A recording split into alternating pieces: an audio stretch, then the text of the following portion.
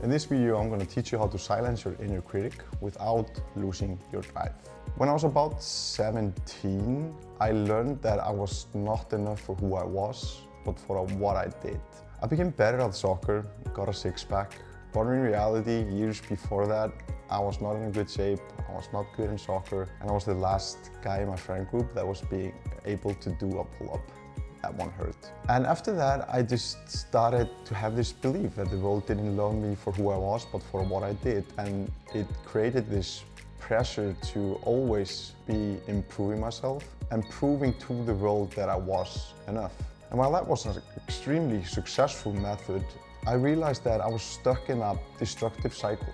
So I had high goals to create high rules. And if you have high rules, strict rules, you will do mistakes. And when you do mistakes, you will feel shame and you will punish yourself, which then creates even higher goals or stricter rules, and the cycle just continues. I remember one moment I was not just allowing myself to eat candy on Saturdays or something. And I had one Snickers bar or something in the movies on Sunday, and I was punishing myself for a whole week because I just had this one chocolate bar. And it was just although this method was successful, I was driven by the fear of not being enough. And after years of being stuck in that destructive cycle and had this bad relationship with myself and my inner critic didn't leave me alone, it was just painful. I was exhausted. It made my life extremely miserable. And I was just tired of it and wanted to change. And when I was reflecting on this, I realized that in my coaching practice, where I coach high achievers, almost all of them have the same theme that goes down to not being enough. And when I noticed that and I talk to people, then everybody seems to have this feeling of not being enough deep down if they dig deep enough. So based on my work with these people, based on what I know about the science of psychology, and based on how I applied this in my life, I want to teach you a framework with tactics on how to reduce the noise of the inner critic.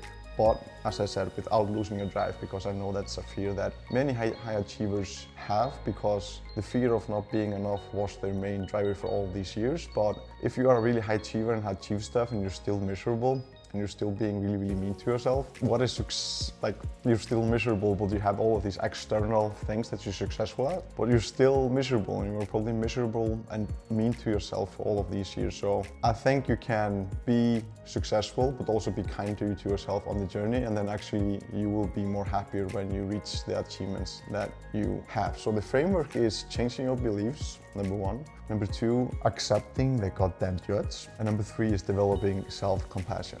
And the first one is changing your beliefs. And to change one's beliefs, you first must become aware of those beliefs. And if you take the iceberg analogy, so 10 or 20% of icebergs we actually see. So these are the thoughts that pop into your mind of I never do anything right, I must perform better, I'm a complete failure, I'm miserable, all these thoughts that come into your mind that you might be aware of. But these are just the top of the iceberg. So with the icebergs, 80% is under the ocean. And there is our deep core beliefs and assumptions held. So sometimes you need to probe yourself, and when I do this with my clients, I need to probe myself, what happens if you're an idiot? Well, then other people might perceive me as an idiot. And then they say, what happens if other people perceive you as an idiot? Then they say, well, I wouldn't feel comfortable with myself. And if I ask them, what does it mean to you for not being comfortable to yourself? And then it comes down to that would mean I'm not enough. And that's the core underlying belief. So we need to dig a little bit deep down to figure out our core underlying beliefs that are creating these thoughts on the surface that we are actually aware of. And for me, that was, I'm not enough. It might be something different for you, might be the same. But when we notice those core beliefs, we have to go through a process of challenging them.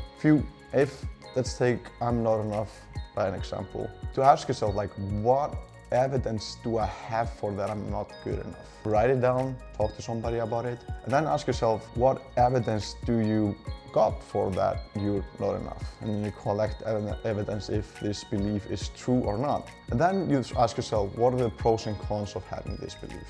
And there might be some pros. As I told you, being driven by fear is a successful tactic for sure, but it also makes you miserable. Then you go into the third tactic, which is revising your core beliefs. And then you build a new one. For example, instead of saying I'm not enough, which I did at the time, I created a new belief that I'm doing the best I can. And then I collected evidence around what evidence do I have that I'm doing the best I can, and what evidence do I have against that I'm doing the best I can. So by changing one, and this doesn't happen overnight, this takes like months or years to develop, but then I'm always reinforcing my new belief and I have a more accurate estimation of myself and my core beliefs that we develop because of something that happened in our past. But we can change our core beliefs, but it just takes a lot of time because that iceberg is really, really big.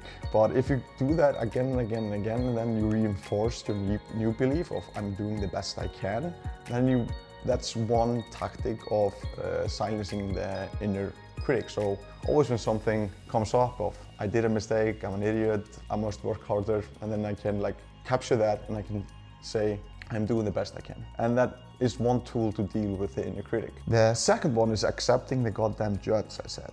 And the reason I say that is that so many people that come to me have said like, I've been trying to get rid of this voice for such a long time and try as hard as I can to keep him on the outside, but it always comes and knocks back at me. And the first thing is, I've started to laugh at this because like, the more you think about not wanting something, or the harder you try to push it away, the harder it pushes back. So if you like, would close your eyes and I would ask you like, as hard as you can, don't think of a pink elephant. And you would close your eyes and like after 1 second, half a second, the pink elephant would come into your brain. So instead of fighting the judge or the inner critic in your mind, we just notice him and allow him to be. And paradoxically, when we accept our thoughts and our emotions, we have more power over them.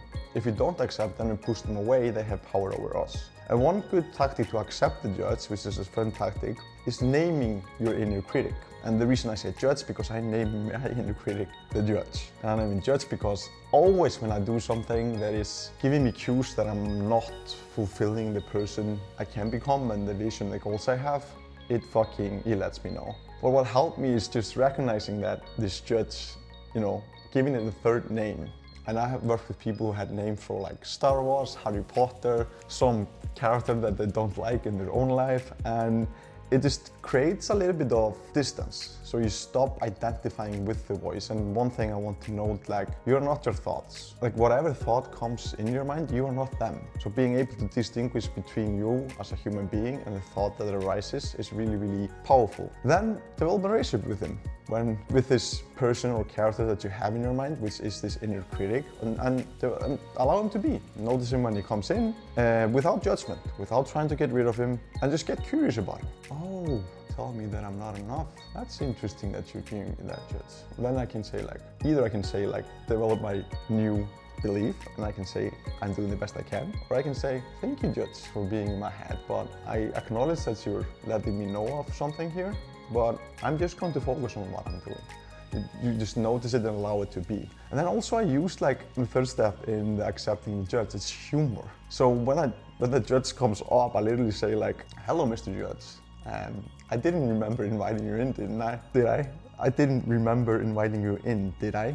And I just laugh. And sometimes when I'm like stuck in my head and the judge is bullying me and I capture myself after an hour or 2 hours, and finally I get some distance to look at it, I just laugh and have fun that I'm being mean to myself, because I think humor is a great tool to work with the judge and accept the judge. The last one I want to talk about is to develop self-compassion. Because a lot of people who are successful, they're afraid of allowing this inner critic to go away because they're afraid that that will make them less successful. Like people want to criticize themselves and they want to talk real to themselves, and sometimes there's a space and time for that, showing yourself tough love. But I think there's a difference between self-reflection and self-criticism.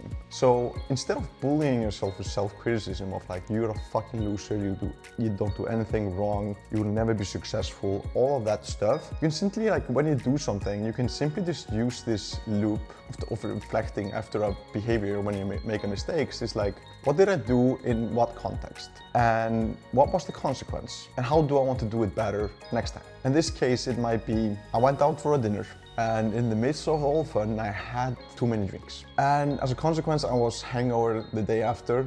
I felt miserable, and I'm not in progress towards my weight goals or health goals. And then I asked myself, how do I want to behave next time? Well, the next time I'm in a social setting and it's tempting to have drinks, I'm gonna remind me of my future self, and I'm going to pick like Diet Coke or sparkling water instead. And after this reflection, I just let it go. I've already done the learnings, and I'm not gonna bully myself for weeks or months because of one mistake. Because like, the sooner you get back on the horse, the better. And it's better to be kind to yourself in the process. Of course, we need to reflect on our mistakes and learn from our mistakes. But you can be with yourself in a team when you do that. You don't have to be against you in a team when you're trying to improve yourself, or when you're simply being human being that makes mistakes. So that brings me to the second part, which is framing. Like, instead of saying like, if I do something like, I am awful, I'm a loser, I'm a terrible person, instead of, that's like shame, that's associating behavior with your identity. But guilt is a useful emotion. So I maybe made a mistake. I said something that is awful. I did something that only losers do. When you do that, you distinguish between shame and guilt, and that distinguishes your identity and your behavior. So you're more likely to focus on the behavior rather than shaming yourself for something that is. And this is really important, like, distinction of like being aware of how you speak to yourself. Like, you are not a loser, you did something that losers do, and that's fine, and that's painful, but still it's way, way better than associating your behavior with your identity. And that's the only way to change. Positive change, I would say, or better way than changing with shame. It's better to change yourself with guilt. Then the last is self-compassion. Firstly, realize, like I talked about earlier, is that you are a human being. All people do mistakes. Probably all people have this inner critic in their head. And being aware of that, this is a common thing among humans. And then, talk to yourself like you were a friend that you were responsible of helping. What would you say to a close friend, your best friend even, and they did the same mistake that you did? How would you talk to them? And I'm guessing that how you would talk to them would be way more uplifting, real, based in reality, fair, compared to how you judge yourself when you do a mistake. And you can do this simply by Peter Attia. He's a health expert. He had this problem for years, and he used a voice note when he did this over years of like, every time he was being critical to himself, he imagined that he was talking to a friend that he was responsible of helping. And he did that over years, and finally he was able to decrease the inner critic voice without losing his drive. And you can talk to people about it, you can say it up in the air. Sometimes I talk in the air, just notice the thought, and then I'm like pumping myself up by imagining that I'm somebody else. And then you can simply like write down, and just whatever you do, just flesh it out. And over time, this happens maybe over, so if you take it together, like changing one's beliefs, accepting your inner critic, and developing self-compassion. With these three tactics, or this framework and the tactics I described in the video, after like a couple of years, it's gonna take a lot of work. This voice started to come less and less into my life. And it made me more joyful in the journey, kinder to myself, kinder to other people, make the journey more enjoyable and meaningful, and actually helped me to revise my behavior and accept that I'm a human being. So I felt way, way better in terms of chasing my goals and living my dream life. But it didn't decrease my drive. I've done a bunch of shit for the past 5 years, but not as much driven from not being enough, but driven from I'm being the best I can and accepting the judge and laughing with him. And now I'm finally at the stage where I actually like myself. I buy me a beer, I like my own company, and it's a good place to be in. This judge is like, if he started my inner critic, if he started to be like 80% of my thoughts, he's now maybe like 10% or 5%. He still comes up. Still, when I do mistakes, he comes up sometimes, but I'm way quicker of recognizing that, and this voice comes way less often in my life, and it's been an asset in my life. I feel really comfortable in my own skin. And if this means that I've become 10% less successful, but like 90% happier, like that's a deal I would make every time. So yeah, it's a process. It won't happen overnight, but I know we can get there and life will become way, way better. So here's a final reflection to end on. Do I love myself for who I am or for what I do? And for years, it was definitely the second answer for me. I love myself for what I do, not who I was. Today, I love myself for who I am. The person I am, character traits I've developed, but it's been a painful process. And I think this question is a reflection of, are you comfortable in your own skin? Are you doing your best? Are you being kind to yourself? Or are you being mean to yourself? Is the inner critic not letting you, giving you a break? Is that making you exhausted, feel miserable, diminish your mental health? And the more you can love yourself for who you are, I think you get the energy and you give the energy that makes you and the life around you a better place. So you won't lose your drive, but you'll just feel way better in the process. See you soon. Thank you.